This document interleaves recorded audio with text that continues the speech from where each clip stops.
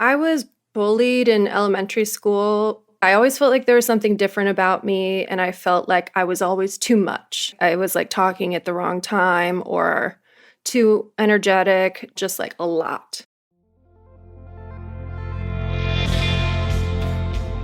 From the Understood Podcast Network, this is ADHD Aha, a podcast where people share the moment when it finally clicked that they or someone they know has ADHD. My name is Laura Key. I'm the editorial director here at Understood. And as someone who's had my own ADHD aha moment, I'll be your host. Hi, everyone. We have a special episode for you today in honor of National Bullying Prevention Month, which is every October. I think this is such an important topic and one that doesn't get enough attention when it comes to its connection to ADHD. So I wanted to dedicate an entire episode to ADHD and bullying. A lot of guests, like Peach, who you just heard from at the top of the show, have talked about bullying on this podcast. You'll hear a few more clips throughout the episode from more ADHD Aha guests. And joining me today to talk about ADHD and bullying from an expert perspective is Dr. Andy Kahn. Andy is an Understood expert in learning and psychology and the host of Season 1 of the Understood Explains podcast, which is all about the special education evaluation process. He's a licensed psychologist who's been in practice for over 20 years, and for much of that time, he worked in school systems doing evaluations, consultation, and supporting families of kids who learn and think differently. And Andy also has ADHD. Bonus points for our show. Welcome, Andy. Thanks so much for having me. Let's hop right in. Andy, are kids with ADHD more likely to be bullied? Yeah, kids with ADHD tend to be targeted at a higher number than neurotypical kids. And certainly there's a lot of reasons why that could be. Kids with ADHD very commonly have difficulty understanding and interacting in a socially appropriate way. So they might not always understand the social rules or enter a social situation too abruptly or do things that sort of get other people's attention in a way that maybe isn't terribly positive in the social world. In certain situations, being pushed around, being called names is awfully easy for kids who are looking to sort of grab power and put somebody else down. I always sort of joke that lots of kids with ADHD, including myself as a child, there's a button in the middle of our chest. It's this imaginary button. And the people who get to know us know how to push that button and sort of wind us up and get us going, whether it's talking about something we're hyper-focused on, or if it's something they know makes us really upset. But in those ways, there's unfortunately a lot of hooks for kids with ADHD to get drawn into a bullying interaction. And it's really challenging because there's enough things going on for young people who have ADHD to try to navigate their world without being singled out or treated, in a really unkind way. That's really interesting. It's an interesting way to talk about it. The first thing that I thought of as a person with ADHD when you said that was, I have these memories from when I was a kid of feeling like people didn't understand what I was saying or that people had misrepresented or mischaracterized something that I said. I always tried to be really deliberate about everything I said because my brain was racing at 1,000,000 miles an hour. So I would almost script out the things that I would say in my head. And so if folks misunderstood something that I said, I would get really, like my feathers would get super ruffled and I would replay the conversation for them. Like I had memorized it and replay it for them. And they would poke fun at me for it. And I would kind of start to lose it a little bit. I mean, does any of that sound familiar for you? Or Without a doubt. Without a doubt. I think the thing is certain things in our environments for all humans, for all people, are triggering to their emotions and sort of charge them up. When someone has ADHD and we're trying to cope with our environment, we're trying to navigate something that may be difficult for us, it can become even more difficult when those triggers are really easy to hit. When somebody, makes fun of you, if somebody comes at you with something they know is upsetting to you because they want to see you blow up or they want to see you act out. And certain kids are pretty perceptive to that. And, it's really difficult when you see it coming. And I remember the phrase, my mom saying, "Why do you let your sister push your buttons?" And so that always stayed in my mind that someone pushes your buttons. But kids like me, kids like a lot of the kids I've worked with over the years, the button is not only big and red, it's on the center of their chest. And it's visible for anybody who's really looking and paying attention to wind them up. And I think that's a great target for bullying behavior, being really easily triggered in a way that other people can see that you might not even be aware of. That's really sort of the trap for folks with ADHD. Let's talk more about why that button is so red and bright and so easy to spot. So there's some interesting information on the website stopbullying.gov that talks about what kinds of kids are more likely to be bullied. And they don't mention ADHD outright, but the very first bullet that's listed there is kids who are perceived as different from their peers, such as being overweight or underweight or wearing glasses or different clothing or being new to a school, or kids who are perceived as weak or unable to defend themselves. These are the kids who are more likely to be bullied. And I think that that very much is in line with a lot of kids with ADHD. So what I'd love to talk about with you is what are the traits of kids with ADHD that make them more susceptible to bullying?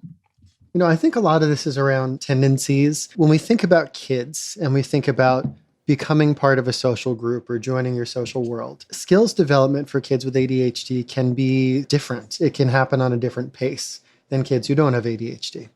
So I think that very commonly when kids get to be around the age of, I think middle school is a perfect target age to talk about, kids really start to appreciate and in some cases reject differences in people. So when they see something that's not like them, they tend to hold on to it and respond to it with great force.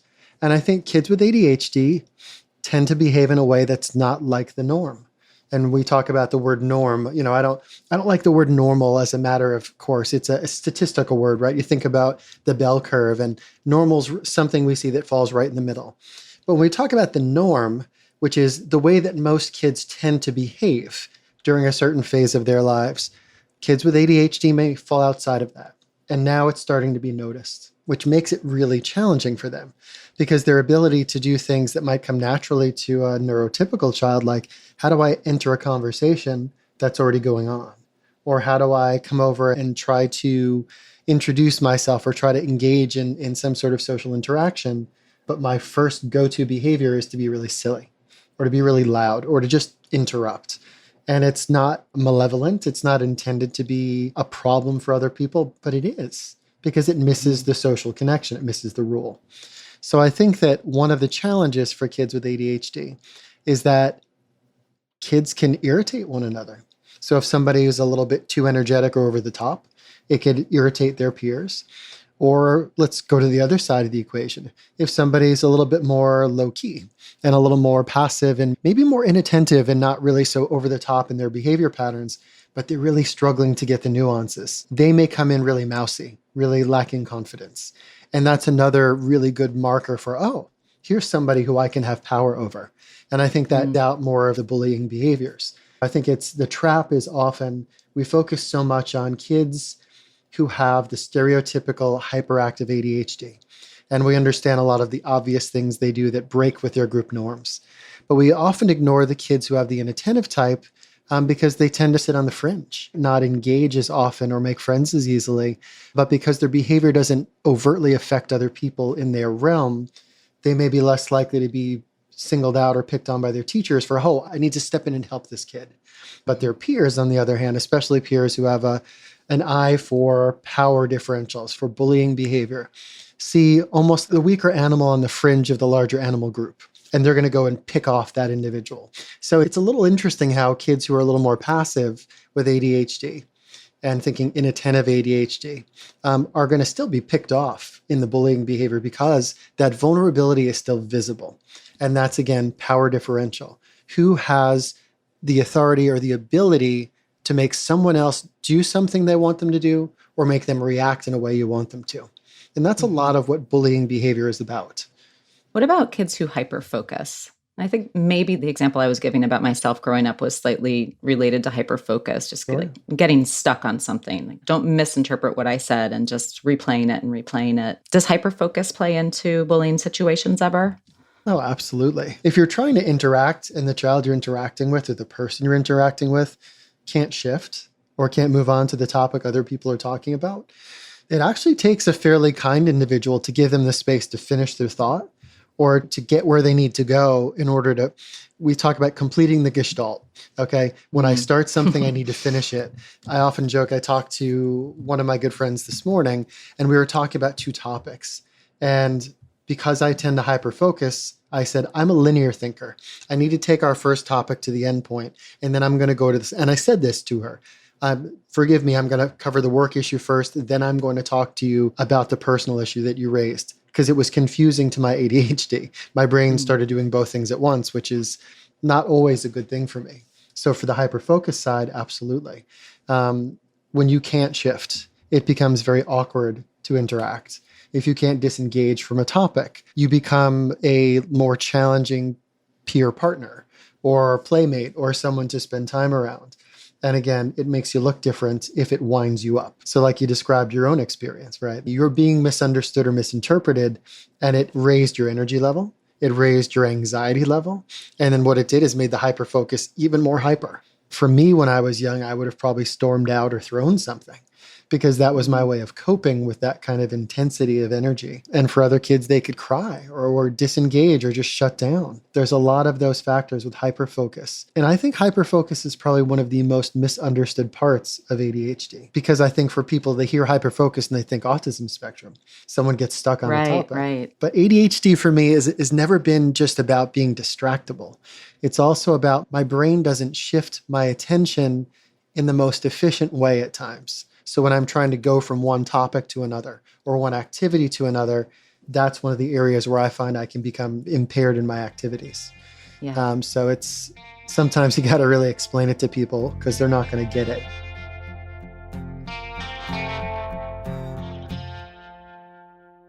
I definitely experienced bullying when I was growing up. Not only was I short and the youngest kid in my class, I also was immature. I acted like a much younger kid. I looked like a much younger kid. So I was a target. And interestingly enough, I wasn't a target for people my age. I was a target for people 1 year younger than me. They were bigger than me. They were probably more mature than me. And so that's where the bullying came from. I did have a guest on the show recently. His name was Kenny. We just heard a clip from him. He's now a really successful creative director at a company. And Kenny shared a really emotional story with me about how he was bullied because he seemed so immature. He said he was also very short growing up, so he was a lot shorter than the other kids. So that factored into it as well. But he mentioned he just seemed younger than he was. Can you talk a little bit about ADHD in the brain, immaturity, and I've heard it described as a 3-year lag. Is that right? I hate to get stuck on specific numbers like 3-year lag. If we think about it developmentally, the development of the brain structures, particularly things that relate to attention, decision-making, multi-step thinking, and self-control, are things that tend to develop more slowly in individuals with ADHD. And I often used more of a ratio than a number. So I would say kids with ADHD might function at about 2/3 of their chronological age. I was told there'd be no math, but I'll do the math anyway. So, your 9-year-old is commonly more likely to act like a 6-year-old. And that often, I think it's more about explaining it to the observer than it is to explain it to the child himself. Because really, they just know where they are. That's the basis of being egocentric.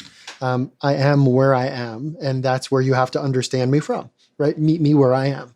But when it comes to explaining the child to the parent or to the teacher or to a friend who might be trying to figure out why are they doing something that looks like my little brother or my little sister, I might say to them, well, that's just something they do a little less easily than you do. Or to a teacher who really likes to think of, when I'm redirecting that same child over and over again, if I can just set my brain on the fact that, okay, I have to expect that they're capable in this moment of doing what I would with again, I'll use the 9-year-old as my example, of my first grader, not my 3rd or 4th grader. And if you have that expectation as you interact with that child, it's a kinder way to approach them. It's not to say we don't hold them accountable as we teach them the social rule, but I think the expectation is always overly based on some norm, like a number for age or something of the peer group. And I think that that's the risk. So when you're talking about 3 years behind, that makes sense for a lot of kids across the age range. If you run that ratio across kids up until the age of 10 or 11, it makes a lot of sense when they get into the school age. But I like the 2/3 rule because it applies way better when you start to think about young adults. And I think that we don't give enough props to young adults with ADHD. You're not outgrowing this.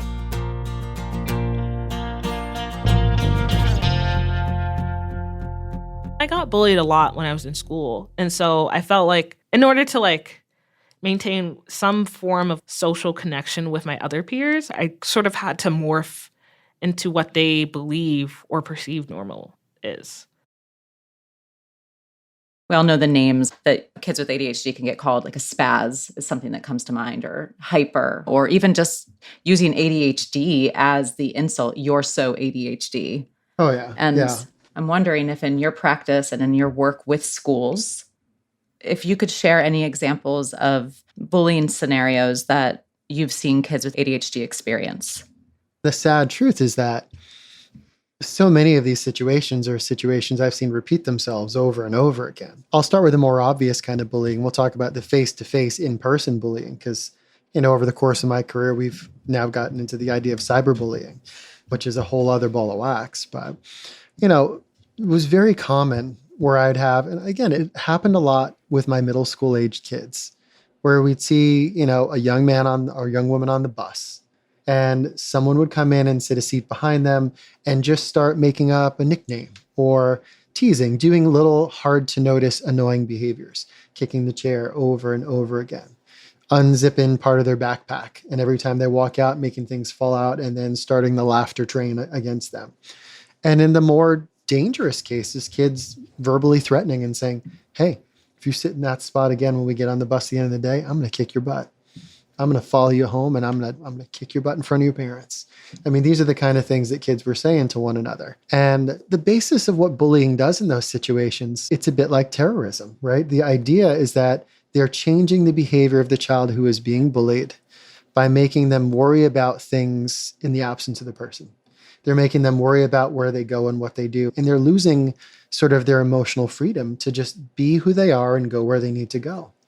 So one of the hardest things about bullying is that when you finally become aware of it as an adult, as the teacher, parent, what have you, there's a trap built into dealing with bullying from the adult perspective. Because addressing bullying, let's say your child says to you, hey, mom, there's this kid who's bullying me. He's doing X, Y, and Z. And the parent goes right in and talks to the school and shares the facts with the school. And then the school shares, this student has been saying that you're bullying. And they don't react very quickly, or the child is immediately targeted again because they're seen as a snitch. They're seen as a baby. Yeah. And I think you got to think that through as a parent or a teacher. How are you going to best address bullying behaviors without further victimizing the child who's being bullied? Great tips for that for parents or teachers. Once you become aware of some of that factual information about what's happening and where, the most effective thing you can do as an adult is to try to find a way to be there and observe it in its actual moment. If you can observe bullying in the wild, then you can deal with just that one child who is doing the bullying behavior in that moment and make the consequence realistic. But when it's reported and it's going from child to parent directly back to the other child who's bullying, it can be really, really loaded. And you've got to think about bringing up the topic with the child who is acting out. How can you make sure that the fallout is safe, that they're not going to go and be vengeful towards the child who said, hey, I don't like this. Some of the strategies in addition to that, of course, are helping kids find their own voice. Putting children in a situation where we teach them as best as we can to say, hey, stop, or raise their voice, or make a scene about it. And if they're able to do that, sometimes the adult then can see what's happening. Or an adjacent peer can say, hey, what is it that you're doing? There's nothing more powerful, I think, in the bullying interaction that when a peer comes in to step in and help another peer, that is almost always like the most powerful thing. Because what it does is it says, this is not the norm. Bullying or taking power over someone else is not okay. And our group of children are rejecting this. So I think that some of the bullying reduction methods are talking to the kids in the peer group about, what are you going to do if you see someone else being treated this way? What are some things you can do to step out and share with adults, or to say, what you're doing isn't okay? And I always caution them. I say, doing that is always helpful. Just be aware that if the danger of this situation is getting physical, and the choice is to put yourself in the midst of a physical situation or not, you do what you're comfortable with, but ideally get someone to help you. The last thing we want to do is put kids in a dangerous situation. It's so hard because when Bullying becomes physical, never going to be clean and clear on how we're going to fix it. We just have to step in really fast and be ready for the consequences afterwards. It's just too much to lose in those physical situations. When should parents step in and do something? I completely agree with everything that you're saying. I'm actually thinking about a scenario with my own daughter that I don't think would constitute bullying, but it was on the edge. It was teasing. And I myself felt confused about, should I step in? I don't want this to, she was adamant that I say nothing because she didn't want to be embarrassed further, to your point, right? But then what do you do in that situation if your child doesn't want you to bring it up at all? And there aren't peers who are either old enough or who have the understanding to step in and help. What can you do? So I think in those situations, as a parent, depending upon where it's happening, if this is happening in school, trying to have a generic conversation with the teacher or someone at the school to say, listen, my child is sharing with me that they're having this general experience, and I'm bringing this up with you to help problem solve, not that I'm asking you to step in and do anything right now. I think it's always important to make that caveat. What I'm asking you for is to help me problem solve. I'm not comfortable right now having you step in, or my child doesn't want someone to step in yet. And trying to get some advice on what kind of things you can do in having that conversation. Because why is that helpful? In one way, it sensitizes the other adults in the environment that there's something they maybe need to catch in the act. That's a helpful thing. But I think you've got to really talk to your child about what your safety rules are in your household. Okay. If you are being hurt or someone in your vicinity is being hurt because of the behavior of some other child, we're going to do something right away. And that's just not a negotiable fact. You're not going to get in trouble because of this. And we will do everything we can to make sure that you're not going to pay a bigger price, but no one should ever be hurt. So if that is occurring where it's physical harm, there's something really dangerous, it's going to be uncomfortable. Kids are going to have issues with it, but you're going to have to address it right away. Mm-hmm. When it's more insidious, when it's things like teasing and verbal forms of bullying, these are things that we take a little more care, and we hopefully have the ability to take a little more time to address this with our kids so we don't blow up the situation and make it worse for them. And I think that's part of what we have to have in terms of households. Parents really need to try to take into account what is actually bullying and what is maybe some teasing and more stereotypical age-related behavior. And I appreciated that you said that, Laura. You're talking about your own child and saying, this was definitely teasing. Teasing that hurts your child's feelings is still something that'll bring out the mama bear, the papa bear in all of us. But I think our culture really goes to bullying as an explanation very quickly because we don't really want our kids to be tolerating that social stress that comes with being teased or making a mistake that maybe is embarrassing, that we've all done. And that doesn't mean you're being bullied. It's just, it really sucks when you do something that embarrasses you and other people take notice and they laugh at you and you realize, well, yeah, anyone in their right mind would probably laugh at that, but it doesn't mean you're being bullied. It just means you were embarrassed. But I think we got to be careful with that. I spent nearly 20 years in schools, and the word bullying was used a lot. And I would say that for the number of times it was used, maybe 5 to 7 out of 10 times it was bullying. But there was a significant portion still that was, it was more stereotypical behavior.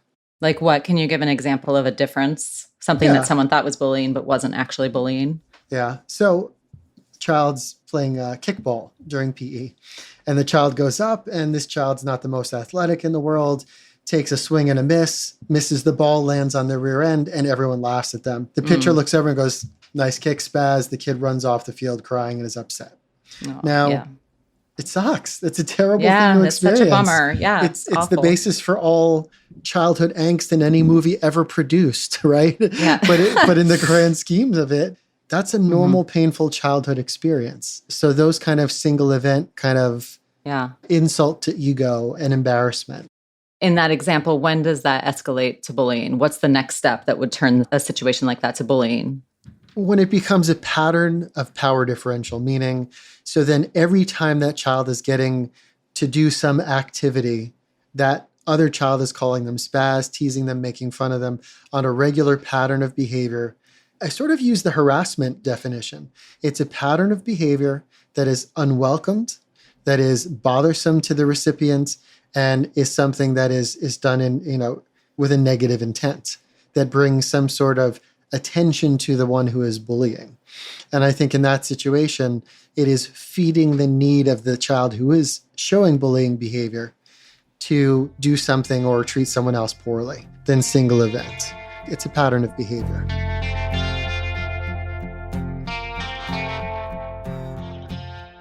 So I still had the personality that would make someone like a class clown or whatever, but now I'm a disruptive student. Now I'm a bad boy, not a funny boy, So I was fighting every day, not because I wanted to, but because a lot of the time I had to. And, I didn't realize this is only now that, looking back, I understand that, the thing with ADHD is you have a shorter fuse. You're less patient because you're overstimulated. Are kids and or adults with ADHD more likely to bully others as well, in addition to being more likely to be bullied than other people? If we go back to the first sort of part of our conversation, people with ADHD may struggle developing social skills.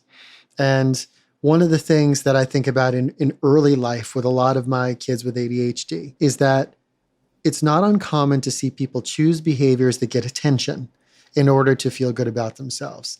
In the negative sense, I've known kids who've done things like burping or farting in class intentionally because everybody laughs. And it gets to the point where they don't realize they're laughing at you at this point in time. They're not laughing with you like it's just some generically funny movie scene. But if you think about it, why do they do that? The behavior they're doing that breaks with the social norm occurs because it's reinforced, meaning it gets the attention of other people. I was very intentional about this. Attention doesn't have to be positive or negative to be reinforcing. Reinforcement is anything that increases the chance of that behavior going on again and again. So bullying behaviors can be very reinforcing. If somebody sees you as powerful, if people around you give you privilege or space for being overpowering to other people, bullying is a behavior that can be learned much in the same way as most any behavior. So I think kids with ADHD who maybe don't always have the ability to do the automatic social norm to meet that norm right out of the gates are absolutely susceptible to engage in bullying behaviors just because they may not know the alternative, or they may be seeking the reward of the attention, the laughter, or the power they receive in ways that they can't get in some other more socially appropriate fashion. So it certainly does put them in position. With regard to the household, I am always cautious about this because one of the worst things that we can do being in the helping profession, working with a media like this, is to blame parents for anything. And being a parent, it's always so challenging. But there are parental styles. If a parent is overpowering, if a parent uses their own power in a way that is disrespectful to people around them, they could be teaching children how to bully someone else. So if a parent just says, I'm making choices because I am the powerful one, or is physically threatening or verbally threatening to others to maintain power and get compliance, that's something that a child is going to learn from. And that child may be more likely to engage in bullying behaviors in their interactions because it is merely modeled in their environment. And it's the closest you're ever going to hear me say that a parent can do something that leads to a child's misbehavior. And I'm curious about ADHD in adulthood and if that also can lead to a higher likelihood of being bullied or bullying. And I say that it's kind of a two-part question. Number one, we talked about the 2/3 rule, the immaturity. Is that done by the time of adulthood? And then the second part of that is maybe there are residuals from childhood, lack of self-esteem from struggling in school, from struggling in social situations that maybe continue to percolate as adults.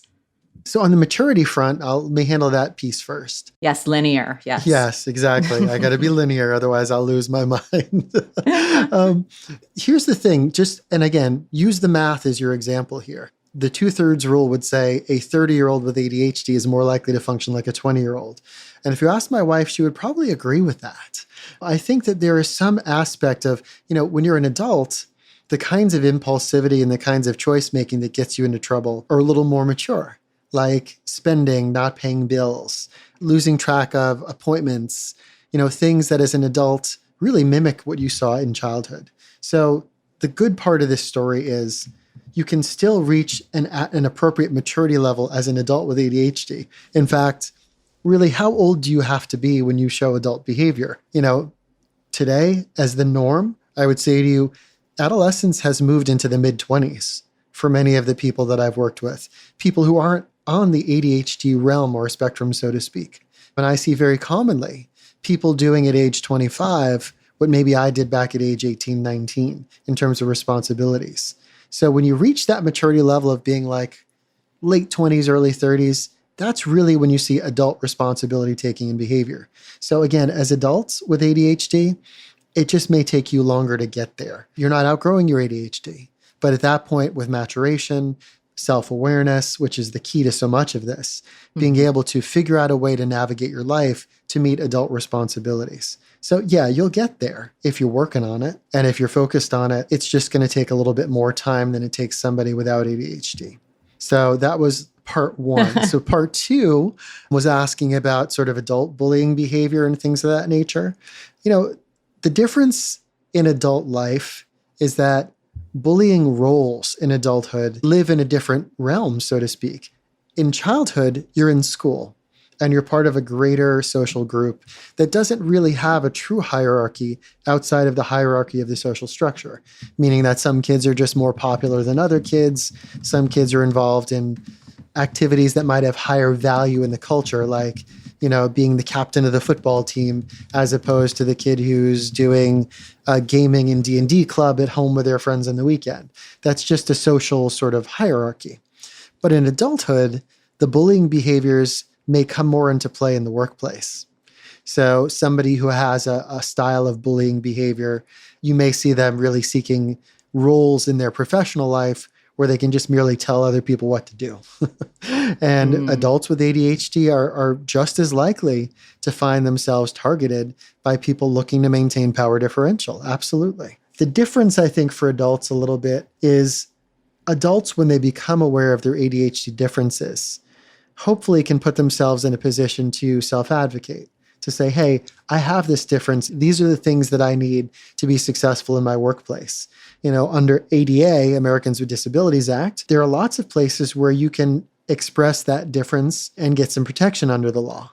And I think that that's something that everybody has to make that decision for themselves if they have their diagnosis. Am I going to use this for protection? Am I going to tell other people that I have this difference? But yeah, there's definitely the risk of being bullied in adulthood, especially when there's the potential for power differential. If you're not as organized and you're missing out on parts of your responsibilities, or you're not hearing what your boss or supervisor is saying with regularity and making common errors. Those are areas in adulthood you're not going to get leeway. You're not going to keep that job. But if you're in a workplace where you can express that you have a difference, a diagnosis, and get accommodations, you're in a different ballgame. If you're still not able to successfully do what you need to do with support, that job may be a bad match for you. Office-based, sitting on my rear end in front of machines is very challenging for me professionally. I've not done that for the better part of the 25 years I've been in practice. And I'm figuring it out now as an adult. If I'd gotten the job I have today as a 27-year-old, yeah, I probably would have been fired. There's no way I would have been able to do it. You live and you learn and mature. But yeah, putting people in position for success, learning to self-advocate, and not dissimilar to what we need kids to learn to self-advocate. But for our children, we need to first help them learn to accept themselves. And then we help them by advocating for them first, and then teaching them how to do so for their own adult lives.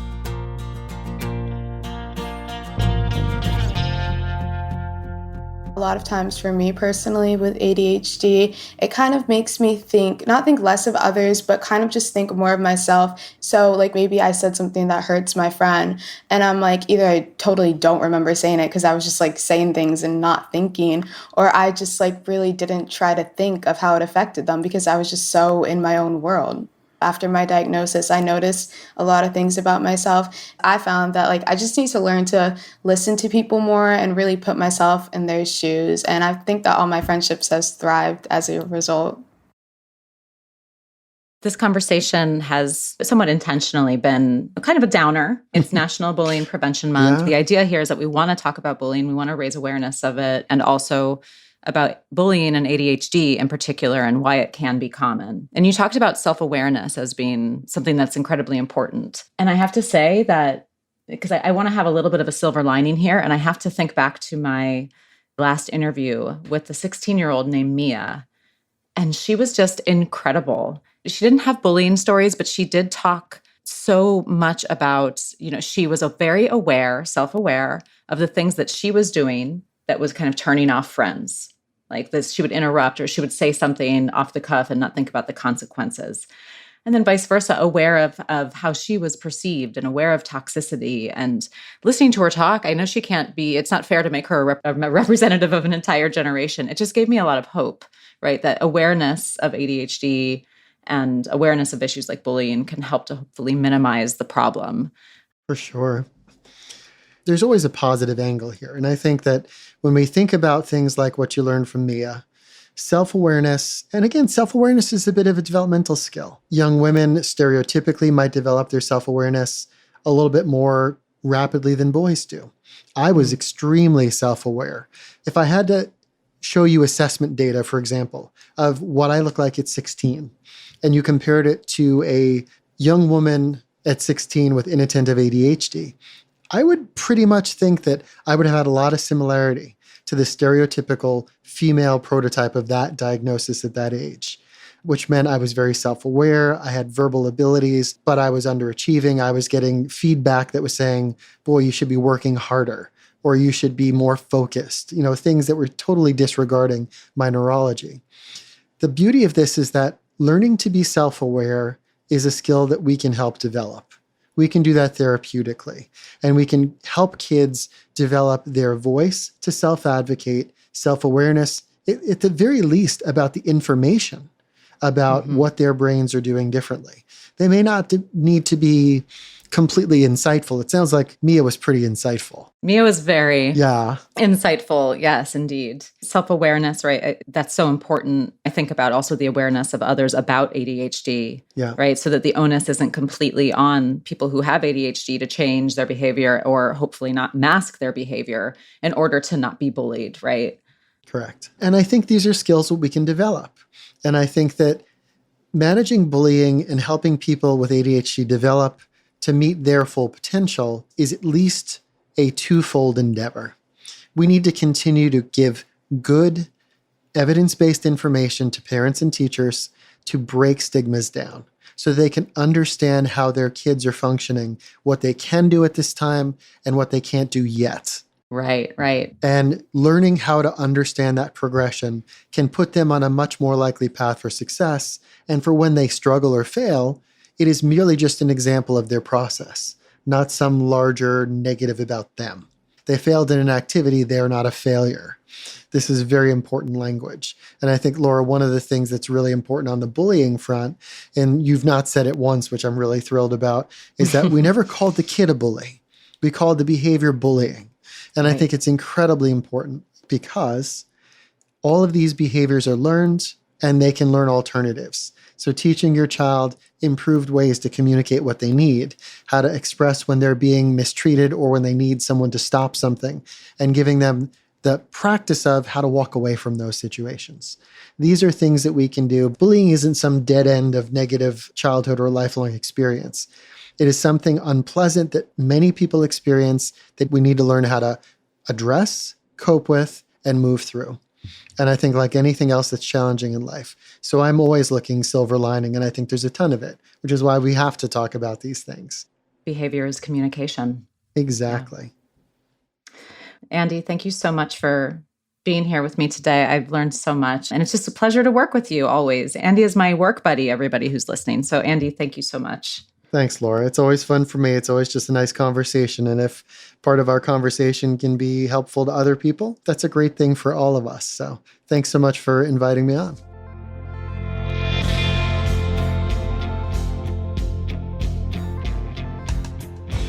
Thanks everyone for listening, and a special thanks to my ADHD Aha guests whose voices you heard throughout the show. Peach Perkins, Nabil Abdul-Rashid, Kenny Friedman, Yasmin Adams, and Mia Kofo. And of course, a huge thank you to Andy for joining me today and sharing his perspective on the ADHD and bullying problem. Remember, you can help us raise awareness about ADHD and bullying by sharing this episode with your social networks and with family and friends. You've been listening to ADHD Aha from the Understood Podcast Network. If you want to share your own aha moment, email us at adhdaha@understood.org. I'd love to hear from you. If you want to learn more about the topics we covered today, check out the show notes for this episode. We include more resources, as well as links to anything we mentioned in the episode. Understood is a nonprofit organization dedicated to helping people who learn and think differently discover their potential and thrive. We have no affiliation with pharmaceutical companies. Learn more at understood.org/mission. ADHD Aha is produced by Jessamine Molly. Say hi, Jessamine. Hi, everyone. Brianna Berry is our production director. Our theme music was written by Justin D. Wright, who also mixes the show. For the Understood Podcast Network, Scott Koshira is our creative director, Seth Melnick is our executive producer, and I'm your host, Laura Key. Thanks so much for listening.